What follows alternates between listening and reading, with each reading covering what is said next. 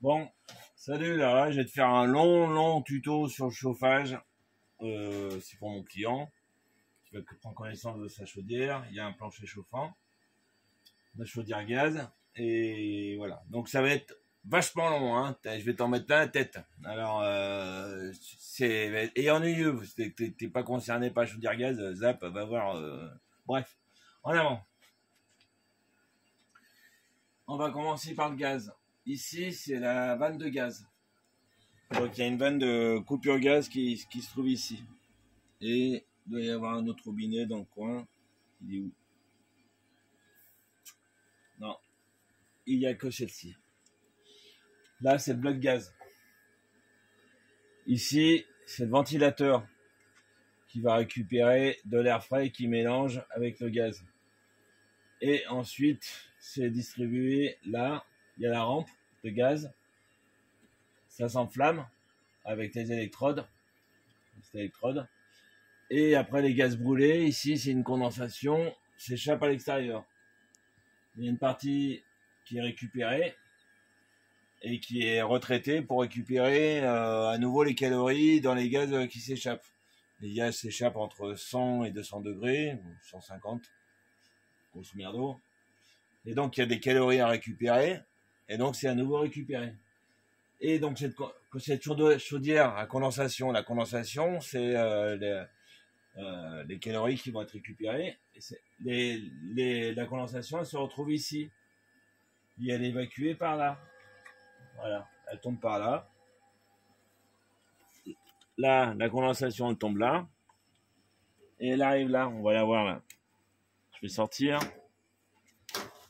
On voit les gaz, les gaz de la condensation.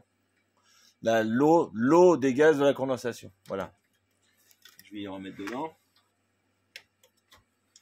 Après, je t'explique une partie de ta production d'eau chaude sanitaire. Donc, l'eau chaude sanitaire, elle se passe là-dedans, là. Ça, c'est l'échangeur à plaques. Dans un sens, tu as le circuit primaire qui passe comme ça et l'autre qui passe comme ça. Ou dans un sens ou dans un autre, mais en fait, ils se croisent. Ici, le monsieur, là, qui tient le téléphone, il a 3 enfants. Et donc, c'est fait beaucoup de bains tous les jours. Donc, il y a beaucoup de personnes qui prennent des centaines de litres qui est réchauffée par cette toute petite pièce. Comme ici, nous, on a beaucoup de calcaire, c'est cette pièce qui va s'en prendre plein la gueule. Dans 10 ans, cette pièce, elle sera foutue. Comment il va voir que cette pièce, elle sera foutue? Ce sera quand son débit d'eau chaude à la cuisine ou à la salle de bain, il va diminuer. Mais avant, pour être sûr, il faudra enlever les mousseurs au robinet. Parce que les mousseurs, eux, s'en prennent aussi plein la gueule avec le calcaire et ralentissent de même l'eau chaude. Donc on enlève les mousseurs sur les robinets, comme ça on voit le débit brut de l'eau chaude. Ok? Et donc là, c'est cette pièce qui est à changer. Mais il y a des pièces en plastique, c'est un merdier à changer. Et puis en plus les pièces en plastique, après au bout de 10 ans, 15 ans, quand elles ont bien cuit, c'est un gros merdier à changer. Bon bref, donc moi je lui conseille d'avoir ici, il a de la place, de se mettre un cumulus de 250 litres, 300 litres. Ça lui coûtera 1500 balles. Il a accès à l'eau froide en nourrice, l'eau chaude en nourrice et des évacuations. Donc là, il a que 1 mètre carré à sacrifier, il a de la place. Et comme ça, là, il reste qu'en chauffage. Ça, c'est le base d'expansion. Quand il sera... Ça, on passe à autre chose maintenant. L'explication. Ça, le base d'expansion. C'est sur tous les équipements de chauffage. C'est-à-dire, c'est universel. Sur le bois, le pompe à chaleur, le gaz de fuel, il y a toujours un vase d'expansion. Quand l'eau de chauffage, elle passe de 20 degrés à 80 degrés, l'eau augmente de volume, mais pas l'installation. Donc il faut qu'il y ait un vase qui absorbe l'augmentation du volume, de manière à ce que la pression de chauffage, elle reste stable. Ici, il y a de l'air. Il y a un petit truc comme pour les vélos, là. Hein? Ici, il y a de l'air. Ici, il y a une membrane en caoutchouc de vélo. Et ici, c'est rempli de chauffage. On sait que le vase d'expansion est à changer.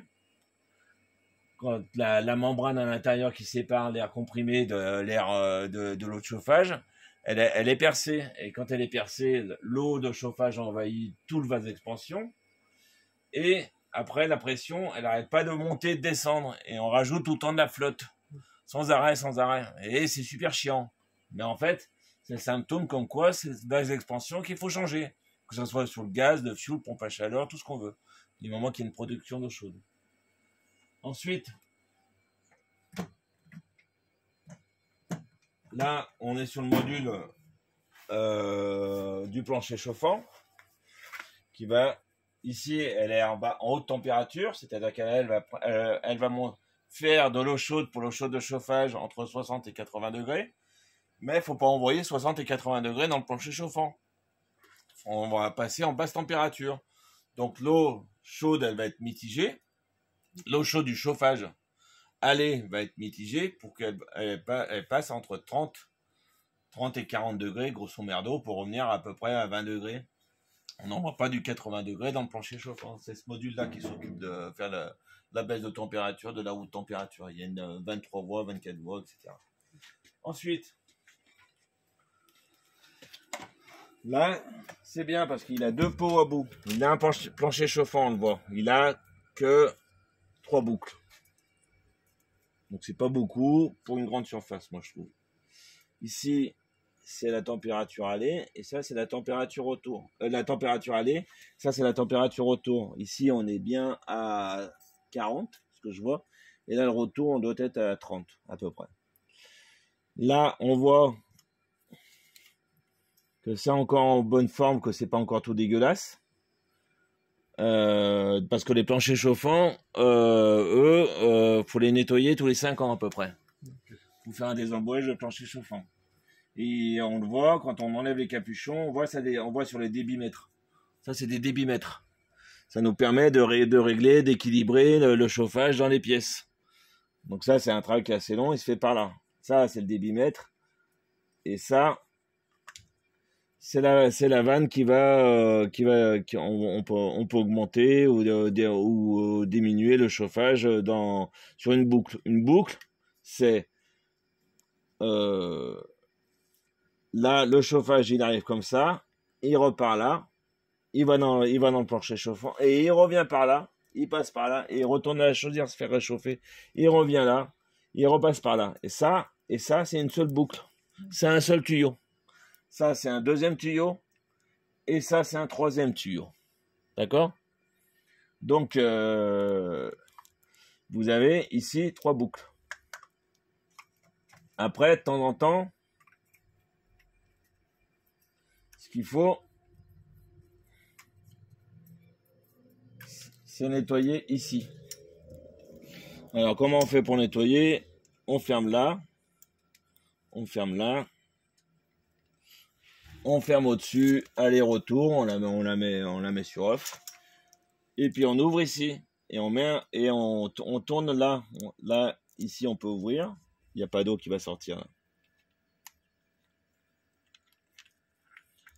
Là, c'est un bouchon comme ça.